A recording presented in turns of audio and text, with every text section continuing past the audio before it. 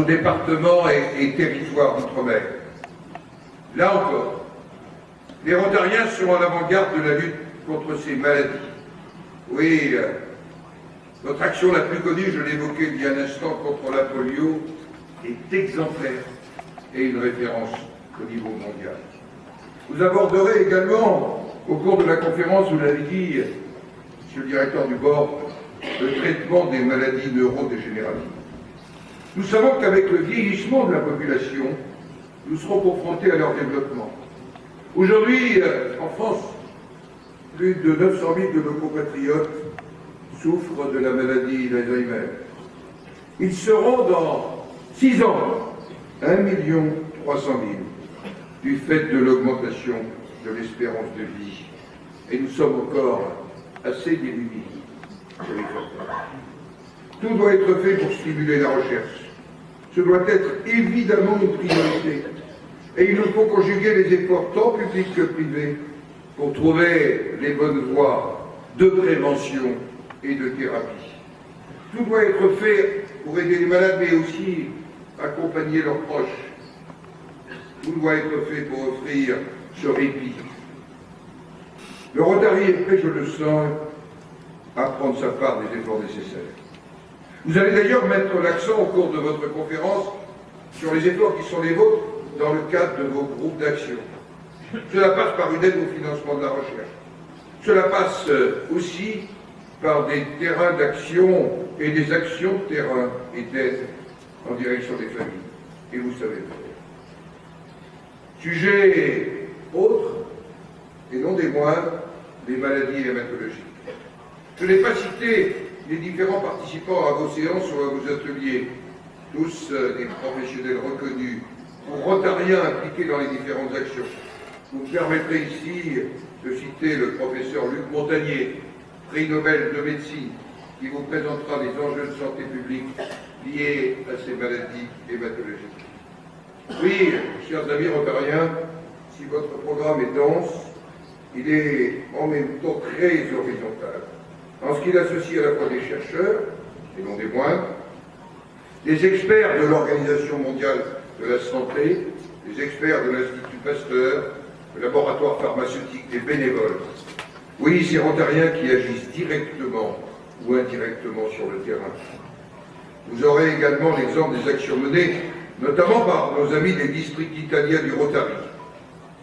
Votre conférence illustre bien ainsi le fait que la dimension globale des questions de santé impose de plus en plus une conjugaison des efforts de chacun. Les États, bien sûr, l'Organisation mondiale de la santé, les institutions, les associations, pour converger vers un même but, l'amélioration des conditions sanitaires et de l'accès de tous à des soins de qualité. Président du Sénat de la République française, j'ai voulu partager avec vous le sens de nos réflexions et propositions. Celle de nos rapports d'information, j'en citais un tout à l'heure, et celle que nous faisons en tant que législateurs au gouvernement, au travers des amendements au projet de loi ou des propositions de loi. Dans le secteur de la santé, l'interdépendance entre les pays et les continents est évidente. L'exigence de solidarité interétatique me paraît une nécessité. Le temps du chacun pour soi n'a plus de sens. Cette exigence s'incarne notamment dans le travail de l'Organisation mondiale de la santé, à laquelle je veux rendre hommage. Une épidémie mal gérée par un État est certes une catastrophe nationale, mais elle peut atteindre l'ensemble de notre planète au XXIe siècle. Nous savons que nous sommes confrontés à la totale mondialisation des défis sanitaires. Nous avons donc ensemble au moins 4 grands défis à relever. Premier défi, mettre en œuvre des politiques globales permettant de promouvoir un environnement favorable à la santé. Le réchauffement climatique, que plus personne ne discute, et dont la planète a pris conscience, notamment dans la conférence des partis qui s'est tenue à Paris l'an dernier, favorise la prolifération des insectes, vecteurs de maladies telles que le paludisme, la dengue, le chikungunya, Zika et d'autres maladies tropicales négligées hier et compensées, réservées à quelques pays. Désormais, ces maladies peuvent s'étendre à des pays et des continents qui jusque-là étaient indemnes. La lutte antivectorielle et la potabilité de l'eau non seulement permettraient d'éviter chaque année 40% des décès liés au paludisme, mais plus de 90% des décès causés par des maladies diarrhéiques. Elle permettrait aussi de limiter la diffusion des épidémies. L'actualité nous montre combien il est nécessaire de coordonner les efforts. Second défi, assurer la sécurité sanitaire. C'est l'objet, chers amis, du règlement sanitaire international, qui est la garantie d'une bonne coopération sanitaire internationale, afin d'aider à la mise à niveau et au renforcement des systèmes nationaux de surveillance, d'alerte, de diagnostic, et ainsi mieux répondre aux épidémies. Mais là encore, un texte n'est rien s'il n'y a pas la volonté commune de bien le mettre en œuvre concrètement et naturellement les moyens qui l'accompagnent. Le troisième des défis, c'est le renforcement des systèmes de santé des États.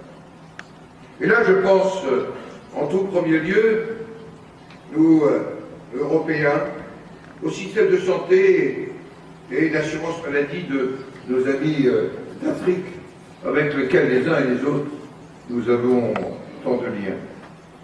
Quand le système de santé d'un État n'est pas en capacité de faire face à une crise sanitaire, le risque est majeur, non seulement pour ses voisins, mais pour toute la communauté internationale. Le renforcement des systèmes de soins et de protection sociale est d'ailleurs une priorité de l'aide française au développement, quels que soient les gouvernements, quelles que soient les majorités. Le quatrième défi me paraît être celui de l'accès aux médicaments. L'accès aux médicaments est un des domaines dans lesquels la seule aide publique ne peut pas suffire.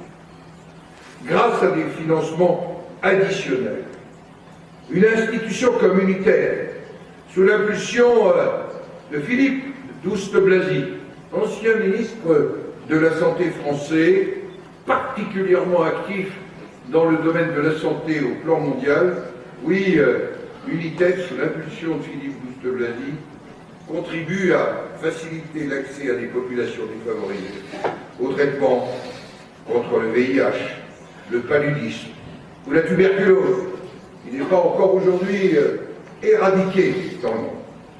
Unitaid est ainsi un exemple concret d'une action au service de tous, dans l'intérêt de tous. Pour répondre à tous ces défis et faire en sorte que notre monde soit meilleur, votre contribution, chers amis rotariens, est précieuse. Vous êtes des relais, vous êtes des aiguillons, vous êtes des acteurs de ce combat pour la santé de tous. Et votre maillage dans le monde entier, notamment dans des pays qui connaissent encore des difficultés de développement, ou dans des pays émergents, les valeurs qui vous animent, 101 années après la création des principes du Rotary, eh bien, je dois le dire, nous apparaît indispensable.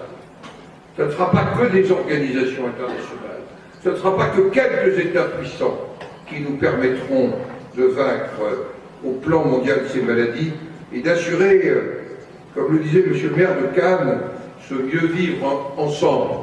Ce mieux vivre ensemble, il est un défi, bien sûr, dans chacun de nos pays, dans chacune de nos collectivités, mais il est aussi un défi pour le monde.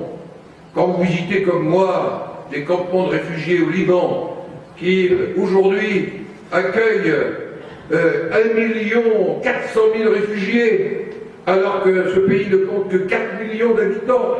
Pensez qu'en France, c'est comme si nous accueillions 22 millions de réfugiés. Eh bien, s'il n'y a pas un système solidaire dans le domaine de la santé, dans le domaine de l'accompagnement, eh bien, nous le voyons bien, alors le monde sera livré à tous les totalitarismes et à tous les radicalismes qui nous conduisent au contraire des valeurs de celles que Paul Harris avait imaginées il y a 101 ans, qui sont au fond les mêmes valeurs que les valeurs qui ont prévalu il y a maintenant plus de 220 ans dans ma circonscription aujourd'hui à Versailles, dans la Déclaration universelle des droits de l'homme de 1789. Alors, très bonne conférence, vive le Rotary!